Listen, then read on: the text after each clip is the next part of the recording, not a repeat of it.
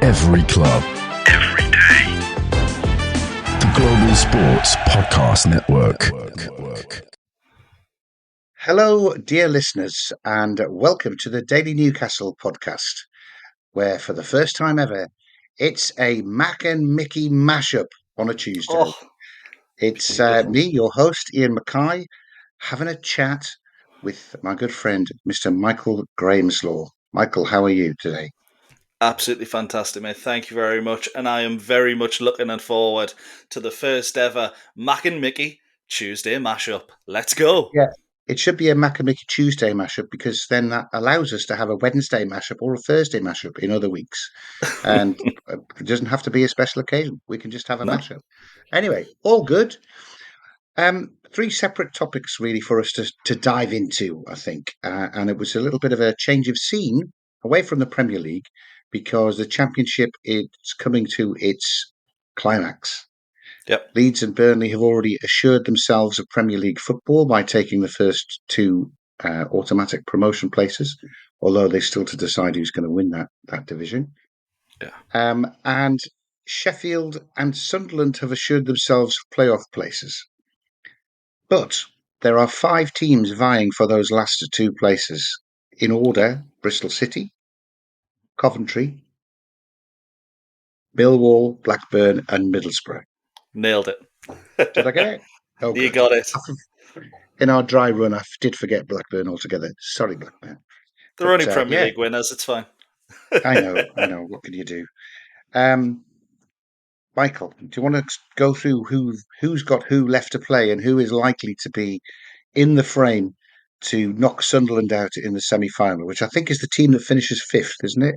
The way this works? 100%. Yeah, that's the way it works. 3rd, Sheffield United will play whoever finishes 6th, and Sunderland will face the team that finishes 5th. Now, at the minute, that looks very likely to be Bristol City, who play tonight against Leeds United. It is at Ellen Road, and Leeds are fighting for the title, so not likely that they'll get anything there, but they are the team that's drawn almost the most in the division. I think West Brom have more than them, but that's it. So don't be surprised if they do come away with Ellen Road with a draw, which would put them in good position. They're already on 67 points, potentially could be up to 73 with a win in both the last 2 games. They do play Preston as well on the final day. They would be the team to play Sunderland in the semi-final. And I don't know about you, Ian, but Bristol City in the Premier League, it would be quite nice, a bit refreshing to see a new team come up rather than Sheffield United, Burnley, Leeds. So, I'm not going to say Sunderland. Teams who, yo-yo between the 2 leagues. What do you think? Well, it's interesting you say a new team because you're probably too young to remember the last time Bristol City were playing in the top division. I, however, a little bit, as a schoolboy, this is what I used to do. I had my Observer's Book of Association Football, which had a page for every one of those 92 league clubs, which included the address. So I would regularly write to football clubs asking them to send me a set of autographs of the squad. And I would get a photocopied sheet with the autographs because they must have got asked for those loads of times. Yeah. However, I do remember the Bristol City boys got a piece of headed notepaper and passed it around because they were all real signatures. I don't remember Jerry Gow; he signed it. But yeah, I was very, very proud of the Bristol City signatures about 50 years ago. Sad, really, isn't it? There you go. I love that. That's how bloody obsessed I was with this stupid game, even way back then. Yes, so good old Bristol City coming up. That would be excellent, and they've not done badly at all, actually, have they? They've been playing very well this year. Yeah, 100%. I think it's one of those where they don't really have that many players who are notable. You'd look at them and go, "Oh wow, I know he's good." Like I know Narky Wells plays for them, and his biggest achievement was making the FA Cup final for Bradford when they got battered by Swansea. Him and James Hansen up front.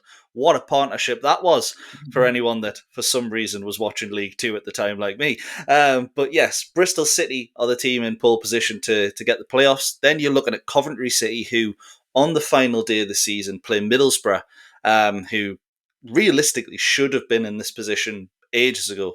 But they lost Latte Lath, who went to Atlanta alongside Miggy Almiron, and both have been relatively poor. It's painful to say for Miggy, but Middlesbrough have dropped down the league. then. But if they beat Coventry, they'll actually be in pole position to get 6th, with Millwall facing Burnley at Turf Moor and Ouch. Blackburn away to Sheffield United.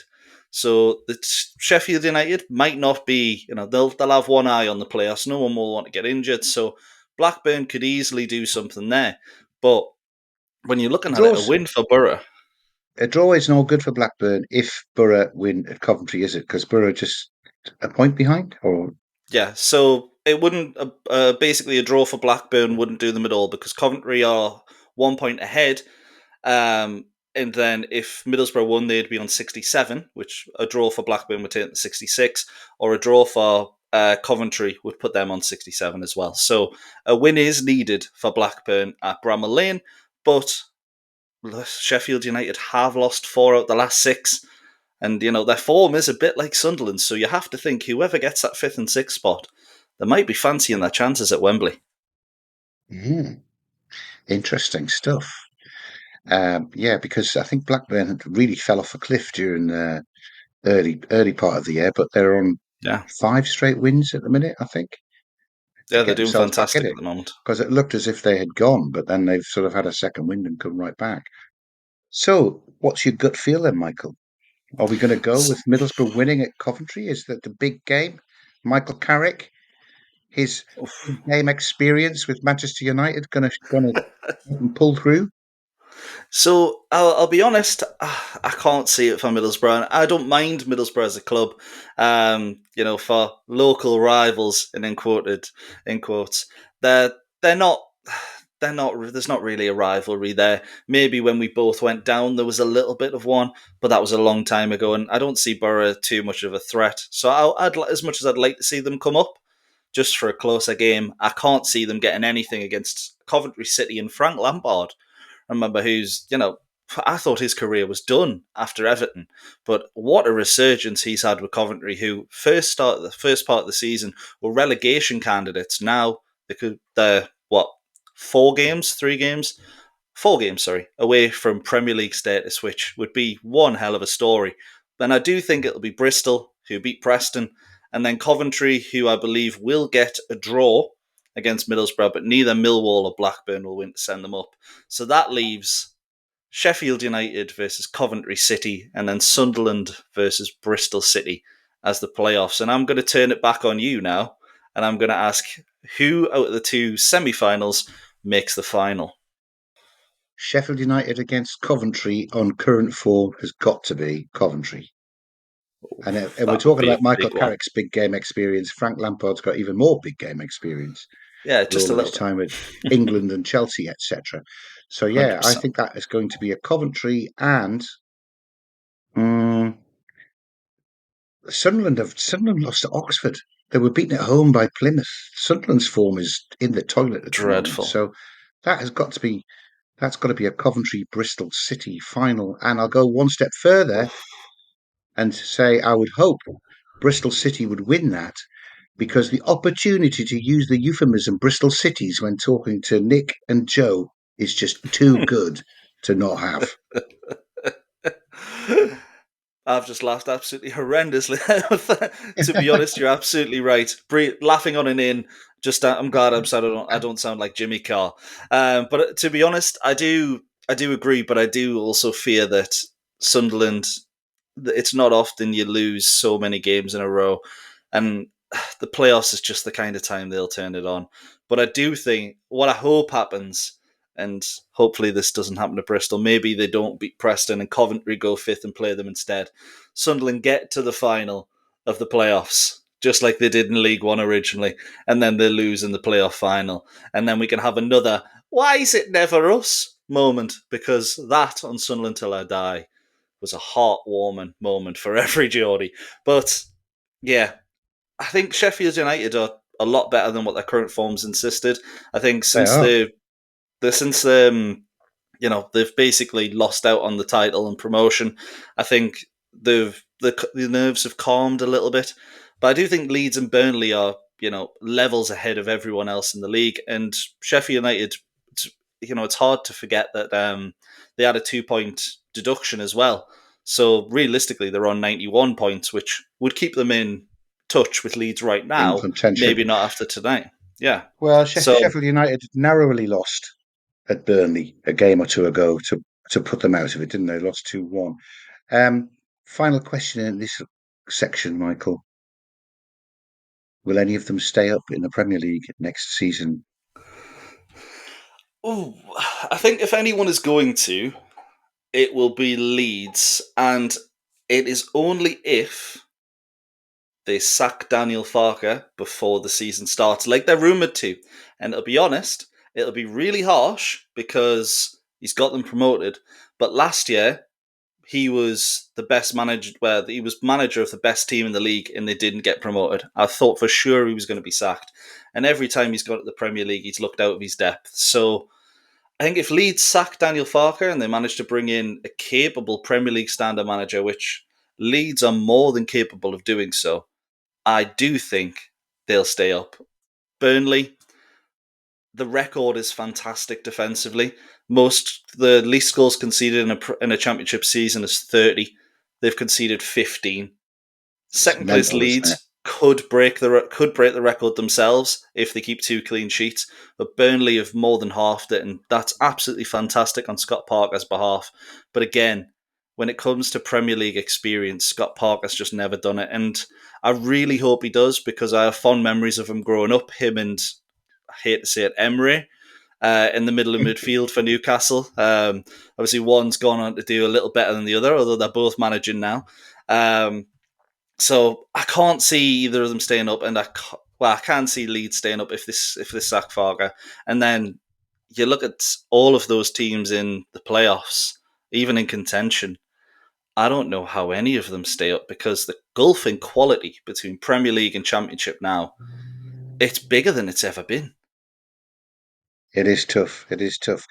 My pal, who is a Sunderland fan, when he says, "Oh, we'll just come straight back down again," although he says, if we can hang on to all of our kids and they get through this hard period and they get promoted, they might just have enough.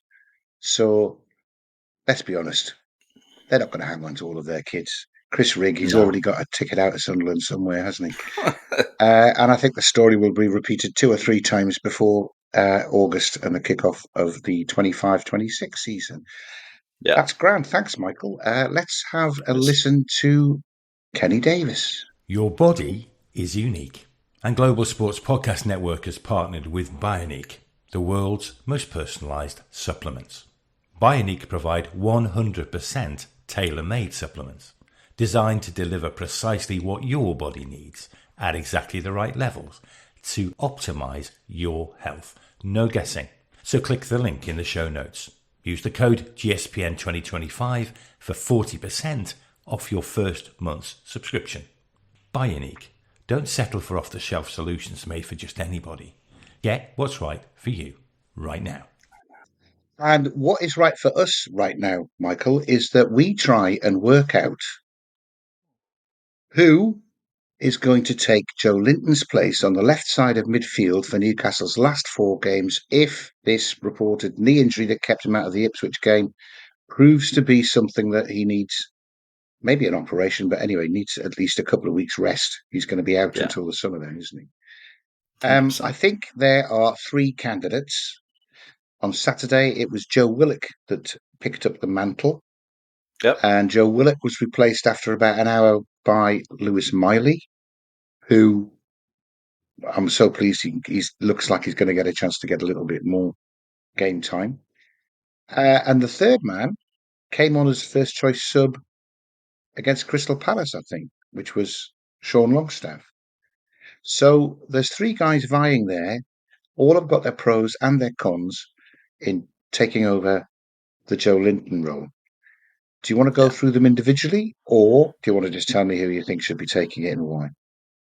Yeah, I think I'll go through them individually because I also want to say sort of how I think we might go about with each player at the end of the season. And I think it would typically dictate my thinking on who should play, but with such crucial games coming up, maybe not. But I'll start with Joe Willock, who started against Ipswich. He hasn't had a good season, really, has he? I think we all expected a lot more from him. He looked good in the game against Birmingham, but when it's come to playing against Premier League opposition, he hasn't really hit the heights that we would have expected. And maybe that's because he's one of these players, and I think this might be the same with Sean Longstaff as well, who needs consistent game time to get up to the level that they're at. And that's every player, let's be honest. They're not going to be 10 out of 10 every game coming off the bench.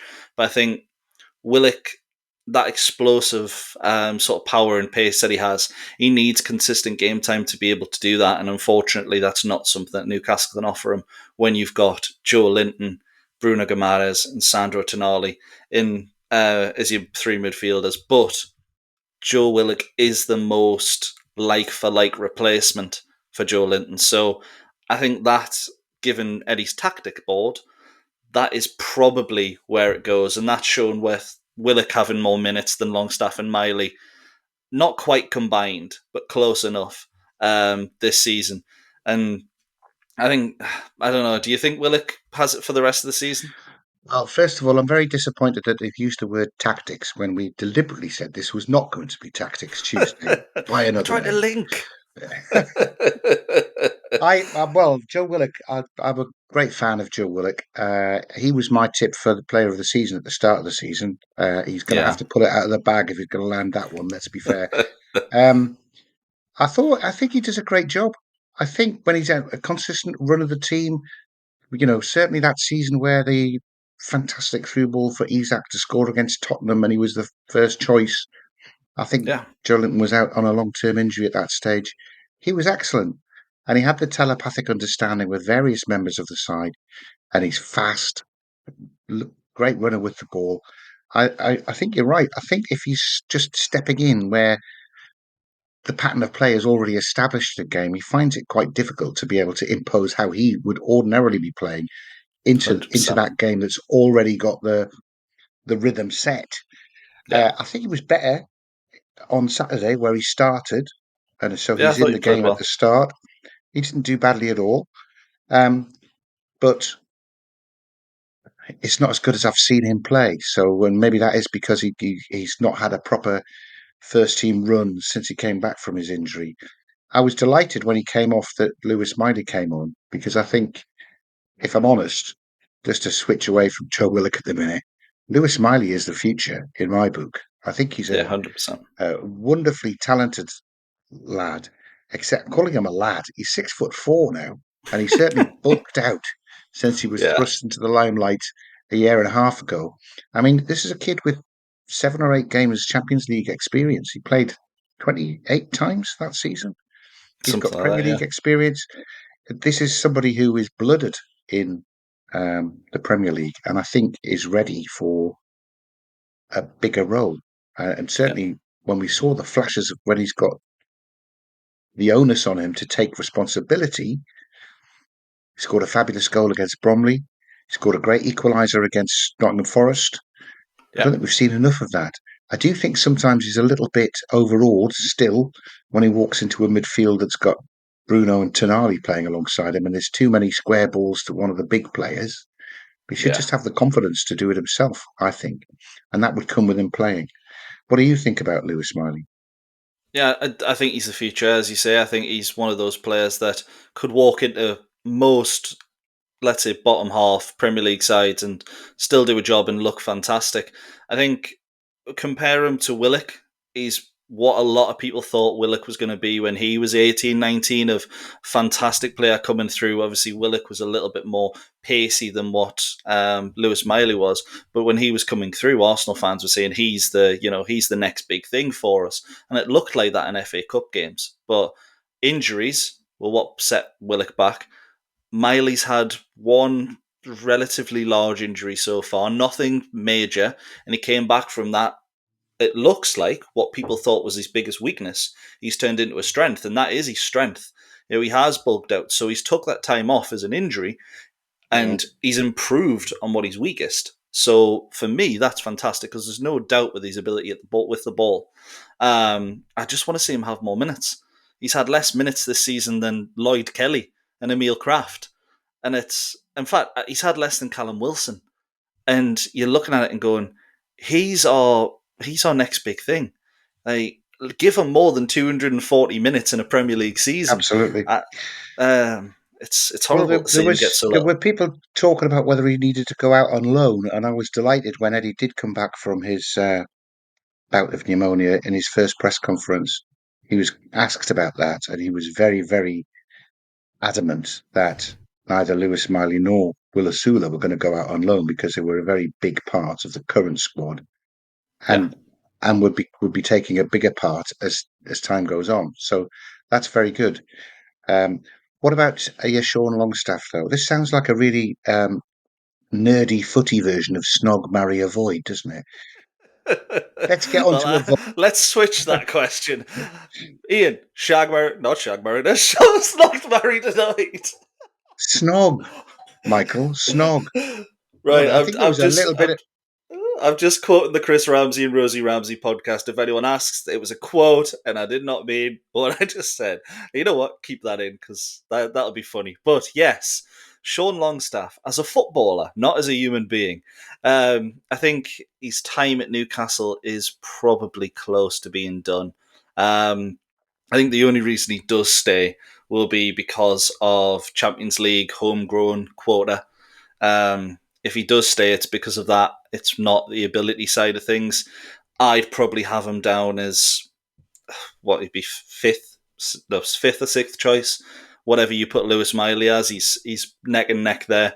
And I think realistically, you want Miley in next season to be overtaking those players quite easily, and they're not going to. He's not going to do that if he doesn't have game time. So Longstaff last year, I think that was the year where we can go right. Homegrown boy did fantastically. This year, it's right now. It's time to move on. And if Longstaff does leave, he's got some fantastic memories at the club.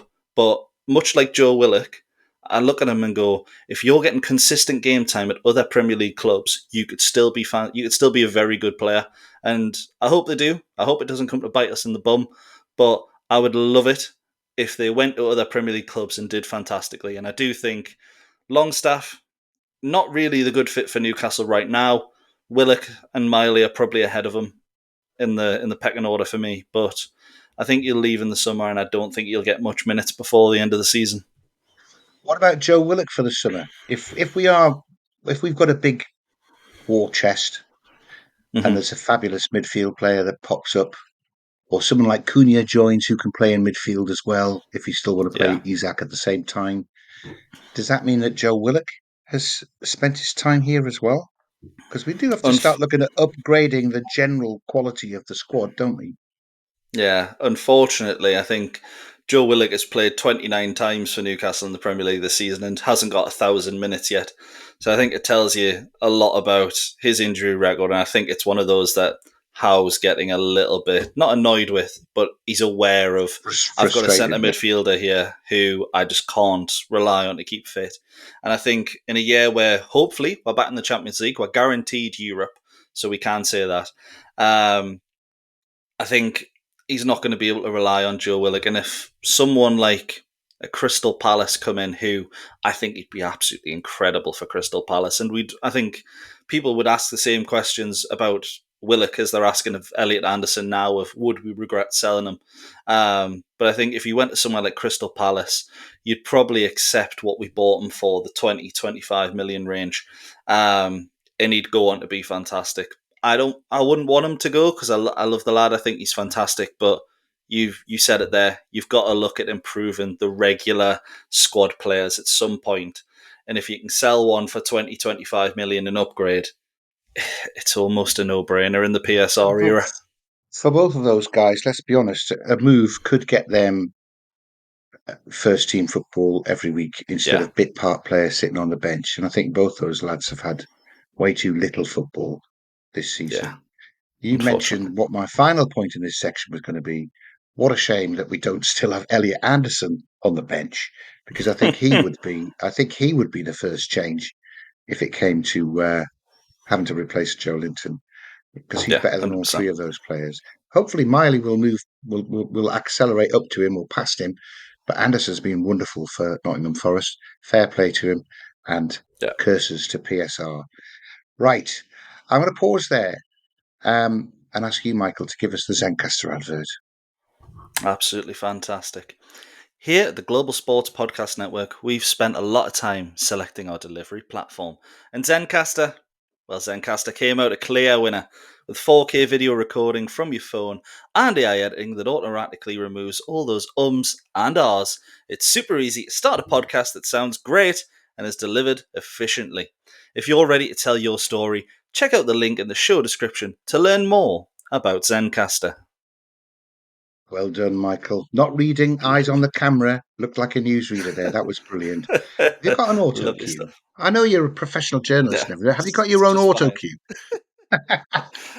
Not quite professional. The dreams are there, but unfortunately, my dreams are about the same as Sean Longstaff winning the Champions League. So, yeah, it's not happening. Yeah, he had his Sorry, chance. Sean. That was unnecessary. Anyway, part 3. I'm going to revisit something that you and I chatted about in the pre-mashup days, Oh, because we've got 4 games left in the Premier League, yeah, and I think we both predicted Newcastle were going to be finishing in the top 5 to get yeah, we Champions did. League. It's got closer and closer, and fewer games. Yeah, Let's revisit that, okay. because I still, I mean, I don't know how many times I'm going to announce this. I still have my fiver on Newcastle to finish second at 80-1. So I'm holding out that we pick up maximum points out of these last 4 games, but I'm not sure that's what everybody would choose. Maybe not. What's the situation, Michael? Is that Arsenal are 5 points, or in second, 5 points ahead of us on 62 points. Then it's City on 61, Chelsea and Nottingham Forest, or is it the other way around, on 60, Yeah, both on and 60. Yeah, Aston Villa on in 7th place on 57. yeah. So they've all got 12 points to go for. How many points are Arsenal getting? Oh, Arsenal. So the games are Bournemouth at home, Liverpool away, Newcastle at home, and Southampton away. Well, the last one's pretty much a given. That's 3 points. Oh, you're saying 4 points? Yeah, watch Bournemouth draw, Oof. because Bournemouth are going for the 8th place, which could easily They get are. the Europa Conference League place.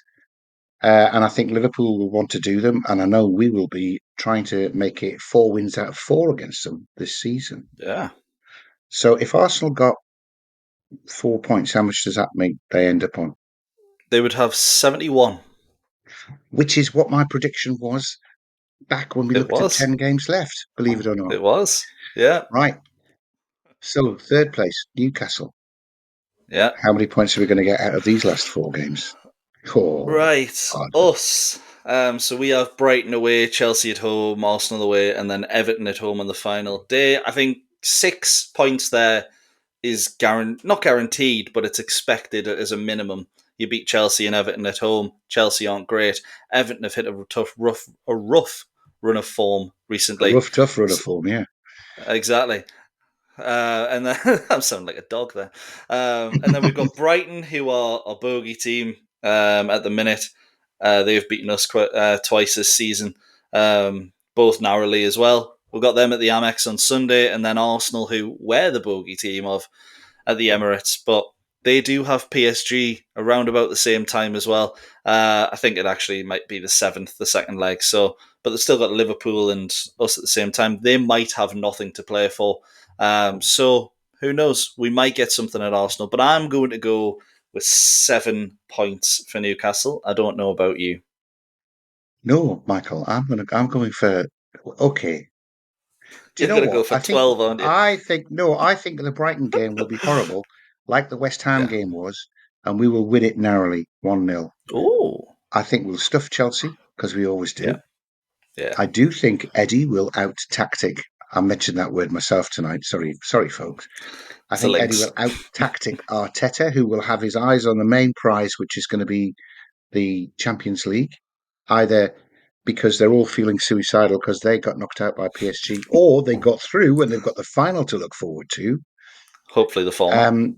And then we play Everton at the end. which will be because we'll already have leapfrogged Arsenal when we beat them. That will be a celebration of our runners-up spot, Michael. I think we get 12 points, and we finish therefore on 74. I mean, Compared that to is 71, we could even draw the last game against Everton. We'd still finish second. well. Yeah, sure. I'm not sure I see us beating Brighton or Arsenal, but I would love it. I would love it Of if we did. course. So I said 7. You said 12. Should we go a happy medium and say 9? Depends Which if would that put us means on 71 as well. would it? 9. Yeah, Yes, Arsenal have got a better goal difference, though. we can make up 13 goals. It's fine. No, it's only 2 games. Okay, right. Yeah, We will be on. Well, I predicted 71 points. If you remember, I had 4 teams finishing on 71 points. I don't think the yeah. last 2 are going to be the same, though. Um, Manchester City. Now, my gut feel Yeah, is that they've got 4 very winnable games. very much But, so. but when I'm starting to, again, I'm wishing Newcastle into second, and I don't want City to. I don't want City to take advantage of us dropping any points. They do play Wolves first up, don't they, at City? But Yeah, Wolves have won 6 on the bounce. yeah. So I'm So hoping Wolves are the only team who have won 6 on the bounce as well. We're second in the form table. They're first, and then it Mm. is City in third. But we don't talk about that. No, but I think that's going to be a very close game. And Man City 100%. have come out on the right side of very close games against Forest in their cup match, against Villa with a goal in the 4th minute of injury time. Yeah. So they can't do it every week, can they? I think Wolves take something off City there. Who else have they got? 3. So it's Southampton away. So unfortunately, again, That's a win. that's 3 points, and then the tricky one will be Bournemouth at home, which looks like it's going to be moved ahead. So it'll be they'll play Southampton away on the Saturday, likely Bournemouth at home on the Wednesday or the Thursday, and then they'll have the FA Cup final against Crystal Palace on the Saturday. So all eyes could be on that final Oh if they're yeah, already confident of top 5. So Bournemouth control our fate here basically, they do. but they could do a lot. They do. Bournemouth are a tough old team. And as I say, they do still have something to go for because I think they're ahead of Fulham and Brighton in that chase for 8th place. And 100%. the different combinations of who can finish via the league in Europe, it could easily drop down to Yeah. um, to 8th place, getting into the Europa Conference. So, who are the last 2 games for City? Did you So the say last 2 Bournemouth? were Bournemouth at home and then Fulham away. So Fulham That's a away is a tough game. very tough game. Yeah. That's the Fulham team that just beat Liverpool, isn't it? Yeah. Did they just beat Liverpool? Well, they beat Liverpool 3-2 about a month ago. It's Liverpool's other defeat, other than My memory's not Forest. that good. Yes. So yeah, So, very difficult team. what do you think? City will get. Well, they've got a win against Southampton, haven't they? I think they'll Yeah, easy win there. draw Wolves, draw Yeah, Fulham. I could see them getting a draw against Wolves on Friday night. Wolves, the informed team, they've got nothing to play for, but that seems to help them out. They're fantastic at the moment. I do think they'll get a draw. Southampton they'll batter. I do think they'll end up beating Fulham on the final day, and then I'm hoping for a draw against Bournemouth with one eye on the cup final. So that would give them eight 8 points. Yeah. and up to 69 points. So 2 less than what between us we thought Newcastle would have. Yeah, yeah. Forest. Now, this I think is hard to predict because those Forest boys look absolutely depressed when they got beaten in that FA Cup semi-final. That was what they were. They That was the wanted real Wembley. prize. They really Yeah. did because they have never won the FA Cup, have they? That was a massive historic moment for them. And Yeah. and to be fair to them, in the second half, they deserved to get something out of the game. So they hit the bar and the post. They hit the bar more regularly than Richard Burton. No, they hit the bar 3 times, I think it was, in the second half at 2-0 down, and City were fortunate not to get Yeah. drawn into one of those games, which they've habit this season of throwing away. They're very good at losing 100%. 2-0 leads, Manchester City. So Forest, I think, have got a bit of an awkward run in as well. I know they finished playing away at Chelsea. That's going to be like At its own home little to cup Chelsea. final. Sorry, the last game is at Yeah. home to Chelsea. Who have they got before that, Michael? So Thursday, the 1st of May, they play Brentford at home, which, tough tie. Brentford are a lot better away from home now than what they are at Absolutely. home. They Yeah. play Crystal Palace away on the following Monday, the 5th. Then they've got an easy 3 points, you would say, at home to Leicester, unfortunately. And then they do play West Ham at the London Stadium on Sunday the 18th. So 2 games in there you would expect them to win, particularly with the way West Ham have been under Potter. But then it is going to be the games against Chelsea, Palace and Brentford that, could see them maybe even slip out of the Champions League spot, which a few games ago was unthinkable. It was. So I've given them 2 wins against Leicester and West Ham and 3 draws. That's 7 points. Ooh. I do That's think 67. one of those. Yeah, I do think one of those draws at least they'll turn into a win. I do think Palace beat them. I think Palace against us were nothing like what we'd normally see of them at Selhurst. They do have a cup final coming up as well, so maybe the place should be bouncing. We have just mentioned that that'll impact City, but I think Selhurst, Crystal Palace, great bunch of fans. They'll get behind the team between now and then, surely. So I do think they beat Brentford, I think, at their own stadium.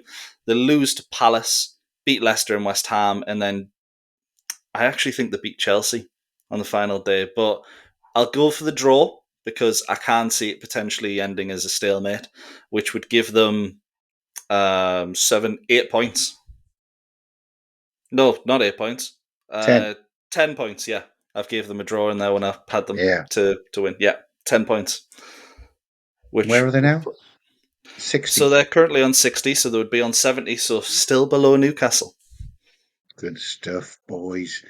I think that's a tough run. I think Brentford at home is a really tough game. Brentford, they must be up near the top of the away form table. 100%, yeah, they're very good at them. Five wins out. The only match they've lost in 6 games was at Newcastle, wasn't it? Away from home, yeah. Yeah. So I think that's tough, and you've given that to Forest, and then you've given them the decider. You've given them a win against Chelsea. So I think you've been I quite gave them a generous. stalemate there, to be fair. I gave them a Did stalemate. you? I said I wanted them to win, but we'll change it to a stalemate because I can All see right. it happening. Okay. So that's still 10. But Okay. yeah. Well, that's them on 70. Yeah. What a Chelsea? Well, Chelsea have got such a tough run in. I mean, away at Chelsea Newcastle, aren't. that's a defeat straight away, isn't it? I think Yeah, they lose at Liverpool. I think they lose at Liverpool. hopefully. But Liverpool might be on the old celebration train, and Chelsea might just get them off guard. But at the same time, Chelsea have an away trip to Sweden on Thursday, so they're not going to be in the best of fettles going into Sunday's match either. So yeah, maybe I do agree. Liverpool, but I think it'll be very close. I don't think Liverpool will want to lose again this season when they've gone through the season with just 2 defeats. I think they're professional enough to see it out. So we've got Chelsea losing at Liverpool and losing away at Newcastle, Obviously, drawing it at Forest, and they must have yeah. one other game which must be the one that they can win. Yeah, they do have a very winnable game against Manchester United on Friday the 16th of May.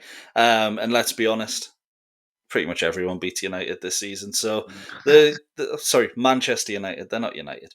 So that is 4 points, which would take Chelsea to 64 points. And, well, that very much, I think, solidifies them in 7th place. Right. And finally, Villa. Yeah. Now, Villa were heavily beaten by Crystal Palace, which was a massive shock to me. Yeah, same. I thought they were going to get through that. I thought we were nailed on, odds on, but they lost. And I hear today that Marcus Rashford has done a hamstring Yeah, and that's right. unlikely to play again this season, largely because the last game he's got to play is meant to be against Manchester United, and he would be excluded from that anyway. Yeah. So how many points are Villa getting?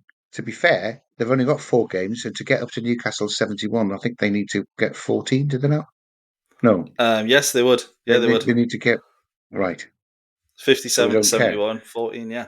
We don't care if We a don't call care, comes no. true, but I do think they get 12 points. Yeah, I think Fulham at home, if it's away, I think it's a tough game, but I think they beat Fulham at home. They'll also want to bounce back from Wembley disappointment.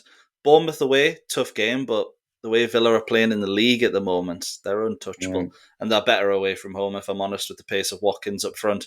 And then they finish the season off with 2 of the easiest fixtures you could ask for. And I'm not talking Southampton and Ipswich, I'm talking Tottenham Hotspur and Manchester United. And yeah, neither of them look likely to lay a glove on Villa, unfortunately. So I could really see them picking up 12 points, which makes it so important that Newcastle get above 70.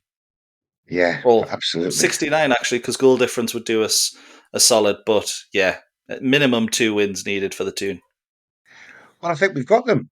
I think that means we're going to be Champions League. I mean, I'm dreaming of second place. Realistically, if we didn't beat Arsenal Yeah. and I took 3 points off our 71, that still makes us at 68, which puts us in what, fourth behind City? Behind Villa as well. So Villa would have 69, but we'd still be 5th. Right. Oh, that is too close, isn't it? We're going to have to Oh, win actually, against no. Arsenal. We'd be 6th because we predicted Forest to pick up 10 and be 71. We've just predicted we Really? get you. Yeah, if we don't get anything against Arsenal, we've predicted that we'll get Europa League. This has Oh, gone that is horribly tough. wrong. No, it's not. This is why we're doing it, because it is that close. It is that Yeah, it close, and is. every game is really, really important.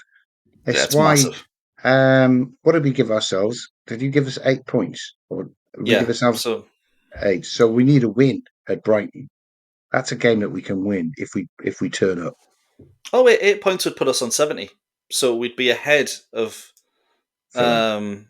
So yeah, so 9 points would put 171. So yeah, so if we draw against Arsenal, we'd still have 69, but the better goal difference would mean we'd finish above Villa. So yeah, we're fine. Breathe.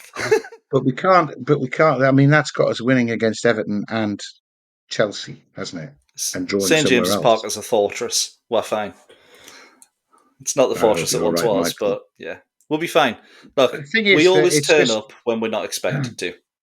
it's just very interesting each game week, and in fact, with the individual games that get played in between the game weeks are also interesting. I punched the ceiling when Crystal Palace scored that fabulous goal at the end of the match at Arsenal, and meant that Arsenal only drew at home against them. Ta-ta. I know. I'm sitting watching matches Great every goal. night as soon as they're on.